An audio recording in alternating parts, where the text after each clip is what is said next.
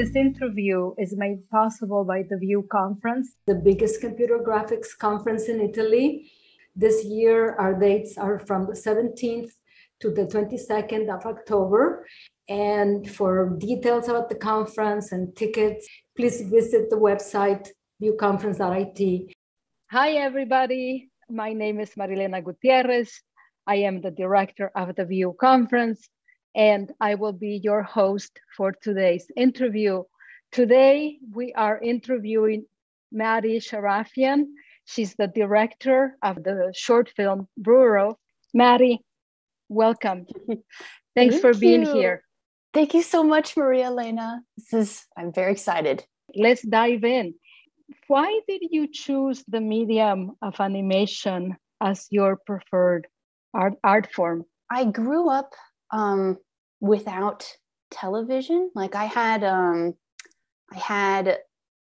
TV, so we could watch like VHS tapes and DVDs. And honestly, we just didn't have anything other than animation in our house growing up. So I only had, all the Disney 2D films. I had all the Pixar films on DVD, and I had all the Ghibli movies on DVD as well. So it almost wasn't a choice. It was just what I had grown up loving and absorbing. So when, I started to draw, I was just still connected to animation for that reason. And just all my favorite movies ended up being animated. So I without animation, I would be a totally different person. Like you can't separate Maddie from animation in my mind. How old were you when you started drawing? Gosh, not any earlier than any other sort of, kid. I think I noticed with my sister, she and I would draw together when we were young, like I think pretty much every kid ends up doing. But it's not that I start drawing earlier, it's just there comes a time where other kids stop because they have other interests, and I just kept going forever. What is your favorite Studio Ghibli movie, if you have a favorite? If I had to pick, it would be Spirited Away, because that was the first one that I saw from them.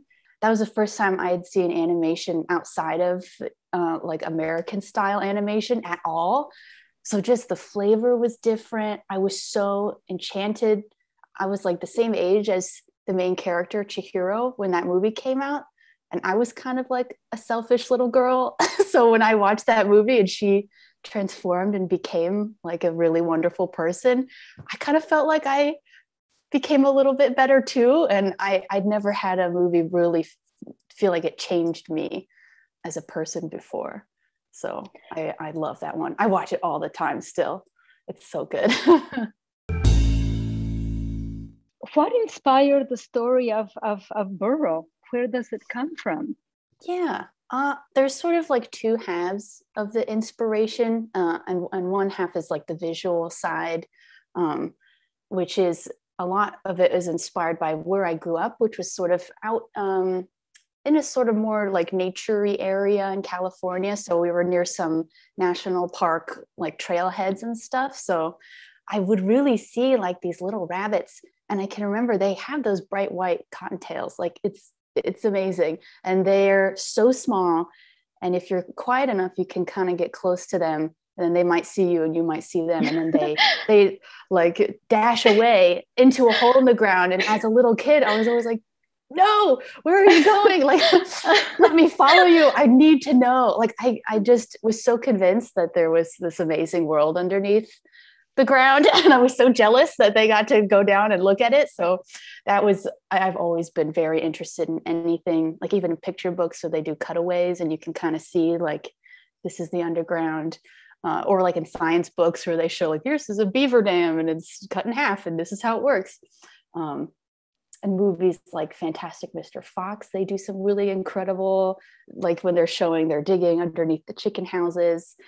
To me, the cutaways, when I was offered a Spark short, I realized I can make a short that's all cutaway if I want to.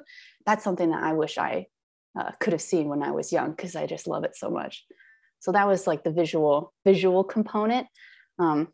And the more sort of emotional theme component that sort of clicked into place when I started working at Pixar. Like I'd been there I started when I was still pretty young. And success, a 28-year-old. It feels so long ago. But it's an intimidating place. Everybody's so talented, and I'm just wanting to make sure that I'm proving that I should be there. So there were many instances where maybe I was taking on a new sequence that if I had been a little more, evolved, I would have asked like, oh, can the deadline be longer? Or I don't know how to do this. But instead of doing those things, I would just laugh it off, work late nights, work weekends. And so when I pitch things, it looks really, looks like I really have things figured out. I look perfect in that moment. And I just couldn't stop chasing that. So I just worked that way for years. And that you hit a certain point where you realize you can't do these things completely alone anymore, because I completely isolated from my teammates. I wasn't letting myself be open, and animation is about collaboration. So it was totally the wrong way to go about things. So it was at the time where I decided to turn things around that I was offered the Spark short. So I took that as my opportunity to get to know my crew and really be vulnerable with them and try to take care of this as I was making the short about it, which it helped me be more collaborative in the leadership role.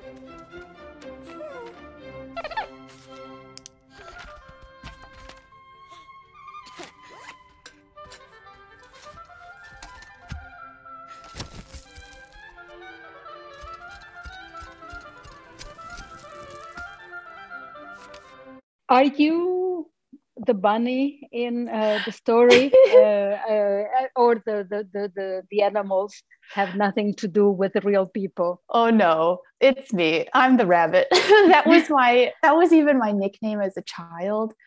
I have pretty big teeth, and so it was just it's what my parents would call me. They still call me that sometimes. So it was to me, a rabbit is always a ready-made protagonist for me. If I see a rabbit, I identify with it. I'm like, that's me. So to be able to have a short at Pixar where there's a rabbit protagonist felt like it would take some of the fear away for me, because I already know who this character is, because it's me. So I like them. I want them to do well. Yeah, the rabbits, that's me. So you think you are developing your own artistic voice and your own vision through this process? Yeah, I think what's great about the Spark Shorts program at Pixar too is that they want that to be the unique director's voice. Like I never had to check in with any executive team to make sure that it fit within Pixar's tone. I also just happened to have a kind of G-rated, cute tone. So, it wasn't too much of a stretch. But still, it was, it's visually different. And it was nice to know, I can pick whatever music I want. I can make the designs however I want. And at the end of the day, I look on the screen and I see sort of myself and the team. And I see less of oh, that's a Pixar thing. It is, but it's also a very unique, you can see the individuals who drew the backgrounds. It just feels like just a smaller, more maybe a little unique production. Why did you decide to make it into a fable? And what was the message that you wanted to get across? I am a fan of fairy tales. I know this isn't a fairy tale, but there is some nice simplicity to it. I don't know. I think with the short as well, things need to be pretty basic and simple. So I didn't want there to be too much plot complexity. I hoped the complexity would be added by the characters' nuanced reactions to things and the detail in the background, so that the plot itself can be very simple, but you add all of these sort of intricate layers on top of it, and it looks like it's, more built out than it is. And for me, the theme is just something that I wish that I had learned sooner. Is that there's just no shame at all in asking for help. No reason to be, embarrassed if you don't know what you're doing. Because for the most part, everybody does something for the first time at some point. So just ask other people, and there's a likelihood that somebody has already experienced this and would like to help you, so that your first time figuring something out isn't as scary. Can you elaborate a bit about the visual style of Burrow? It's such a short schedule to make these Spark shorts. We have 6 months. There's nothing. But I was lucky enough. I had a friend start on it very early with me. Her name's Ana Ramirez. And we looked at pictures of children's books that were done traditionally. And we were like, how do we make this look like that digitally? Just because we won't have the time to do things traditionally, which it would have been amazing if we could have, but we just didn't have the time. So Anna helped me come up with, we just had like a set number of like layers that we can put on any Photoshop drawing you put those on top and it will all look like we drew it on the same paper, in a sense. And also the same brush for everybody. We also picked a dark brown line for everything instead of a black line. Even for the lines surrounding the characters, it's a dark brown, which just makes them look a little like softer sometimes. Yeah. And cute. Yeah. So the tiny little sweet details, that small thing ends up working so well every once in a while. Especially if you're going to set it as in the underground. It could be an unfamiliar space for people. So you have to make it not uncanny. You have to make it interesting and welcoming. And somewhere you want to go. Yeah. Like my dream of like, what are they hiding underground? Like the best possible version. It looks like this. We also made sure that I wanted the backgrounds to be really detailed. So each animal's room would kind of tell you about who they were personality wise before you even, see them. But to make the characters pop out and just to make animating easier, we made them very plain, simple shapes, not really any shading on them. We didn't have the time to do that. And we also definitely influenced by the film Ernest and Celestine. They had broken line quality on the characters, which is so great for a small production schedule because it's so forgiving. It's so, not every character needs to look like perfectly tight. It's okay. We did it on purpose, like the lines are loose. Don't worry about it. Yeah. That was like a huge, huge win for us. And it also not too taxing on the animators' wrists and arms too. It's just a little easier. How long did it take you to make the short? The official amount of time that it took was 6 months. However, our schedule was broken up in the middle because there were like no animators at all. There was nobody to animate on the short until a certain date where they were all kind of released from a feature film. So we had 3 months of story, editorial, and just 6 people drawing all the backgrounds for the whole thing. So that took 3 months. And then we stopped for 3 months.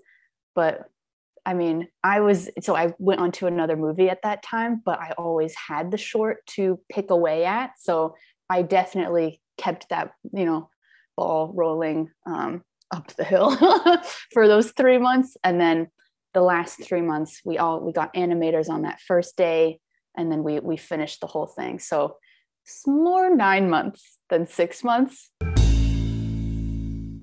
How did you come up with the music? When I am sort of thumbnailing out the story, I usually make a little playlist for the short with just sort of a mood that I like. In the past, in my student films, I've done, bossa nova was a theme that I really loved. And that has been a mood, but I almost did the same thing. And I was like, no, I should branch out. I should do something else. So I ended up picking a lot of classical music because for me, classical music was very cozy. It reminded me of my family because that's the sort of music that I grew up. My dad would play it, throughout the whole house. And when I was young, I would be kind of like, oh, I don't want to listen to this. I want to listen to Britney Spears, and who also is great. It wasn't until I got older that music became a very sort of nostalgic sound, and to me means home and coziness. So it felt right that this short would have that kind of music play through it. And then we ended up finding that the majority of the pieces I picked were composed by Mozart, and there were a few that were outliers, and we decided like, oh, let's just pick all Mozart so it sounds like one person composed on purpose for this whole thing. So just to make it sound like we had hired Mozart to compose our music. Can you please discuss how you developed the wonderful gags for the film? I mean, was that, what source material did you use for inspiration? There's a lot of humor in someone being embarrassed. So the whole short is already funny just by somebody being embarrassed in every room that they walk into and how over the top they might react to it. I didn't really use a source material for that. I think it's probably a product of how quick our schedule is. So I would put in jokes and I couldn't tell if they were that funny or not. But there was no time to redo them or think too hard. So kind of what you see is more like instinctual, which I think can sometimes be a good thing. They're not too overthought. And the animators are, they're so great. We told them just to like pick your like emotion that you want for her and just break, the model. You can go off model to get the expression that you need to make her feel as stressed or sad as she needs to be. Just don't worry about it. She can look totally different as long as she feels like she's if she feels like she's really doing something. The biggest leap of the imagination is how well all the animals get along. It's almost like a sort of utopia. Can you please discuss the vision of human society that inspired you to make this short? Yeah, well, I think what I had to learn was that I had been operating in the other way, the complete opposite. Like I was afraid to ask people to help me because I had all of these things that I thought that they would think about me in their head, that they would think I was lazy and stupid and all these things that only I was thinking. I think that's why I wanted to make this world very obvious that everybody was a good-natured person who did want to help.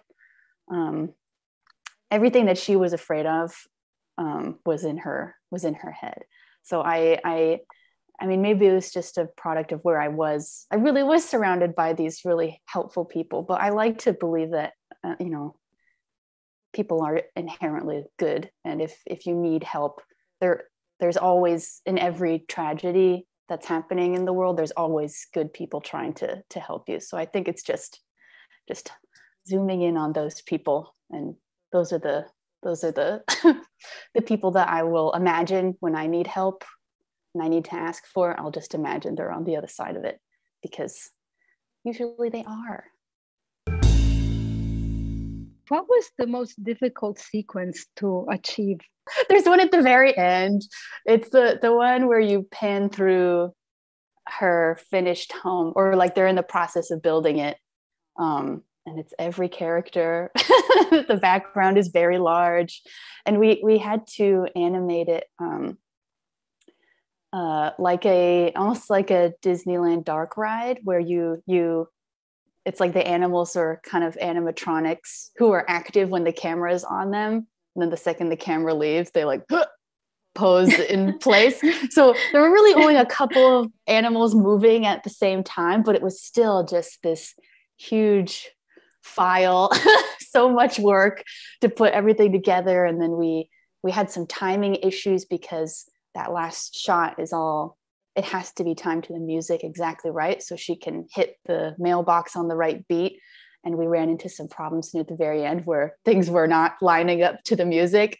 And that was probably one of my only diva moments where I was like, no, it has to line up with the music. Like, we did all of this work, it has to fit. And adjusting that gigantic shot was really difficult, but it was worth it to get the ending right on the right beat. I think it leaves the right impact that way.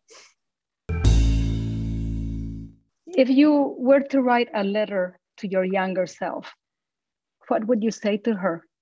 I would say, keep drawing.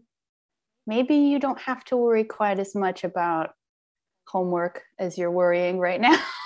I was like straight A student, even after I knew I was going to go to animation and they didn't mind as much lower grades. I just stressed myself out for no reason. So I would tell her, it's okay on the homework. You don't have to be good at math. And I would say, make sure you stretch. Like, don't forget you're a body as well as a brain. You know, we just want to pour ourselves into our work, but don't forget to stand up, stretch your wrists. Don't hurt yourself. Yeah. Don't forget your person first before you're anything else. Yeah. Why do you think it is important to portray women in strong and in positive roles? I have used it myself to inspire myself. But it was funny because I didn't have too many to draw upon when I was young. So I kind of turned to video games as I got older, because there are some video games that have male and female protagonists, but the dialogue is exactly the same no matter who you have chosen. So it feels like this very equal playing field, and your character is very like strong and tough. So I would have like embarrassing moments where I'd be like, if Commander Shepard can do it, like I can do it too. Like, I really did use this like strong woman figure. I feel like it worked out for her. Nobody thought she was like bossy. She's cool. Like I won't be bossy just because I'm trying to explain myself or little things. It really does help to have an example of someone who's powerful and respected and people don't dislike. We can have more of that. That would be great. Now that you directed a Pixar short, and which even got an Oscar nomination, what is next for you? Can you tell us anything about what your next projects are, and if you have any aspirations to direct a feature? Well, I can tell you the movie that I was working on sort of in the middle of Burrow, and when I was done with it, that I'm really excited for is Domi Shi's movie Turning Red. And Domi directed Bow, which won the Oscar. So and she's like a friend. It's been so amazing to work with a friend making her film. It's so good. It's so funny. So that was already like an amazing thing to come back to. And I guess, I don't know, I'm just sort of gonna wait and see. I guess I would direct again if I had the chance. And all I'll be doing is trying to make sure that if that opportunity comes up, I'll be ready. So I can, move quickly. If you had a superpower, what gift would you give to girls? it's so funny because if I were to pick one just for me, it would be invisibility, which is like not what I want for everybody else. I want like the opposite for everybody else. I know I want like it's almost the opposite of invisibility. Like I wish there was a way that every time like it'd be like some kind of like glow or something whenever they speak something that means something to them. This is cheesy, but like I just want people to listen. I would hope that people would listen without any, judgment upon them when a young woman is trying to explain something. What advice or words of encouragement would you have for young filmmakers out there, and in particular girls and women who dream of becoming directors and animators? I think for me, what gave me confidence and what I would recommend is I didn't wait for a chance to be officially recognized before I started putting my own personality and work into the world. Like, I think what's so great about the internet is that you really can, you have an idea for a story, you can draw that comic in a weekend and just put it out into the world, and you'll have finished it and it exists and it represents you. And you just keep doing these small things that build your confidence in your own taste. So when the opportunity, arrives, you'll be emboldened to take it. Like if I hadn't already sort of given myself a chance to learn who I was in an artistic way, when I was offered a Spark short, I may have been too afraid to accept it. I may have thought that I wasn't ready, or like I can't do that. But I did know that I was ready, but I only knew that because I had been very slowly building myself up over many, many years. So it's you're investing time in yourself first before you're waiting for somebody else to invest in you. Yeah, you can do it. Is my advice. Go, you can do it.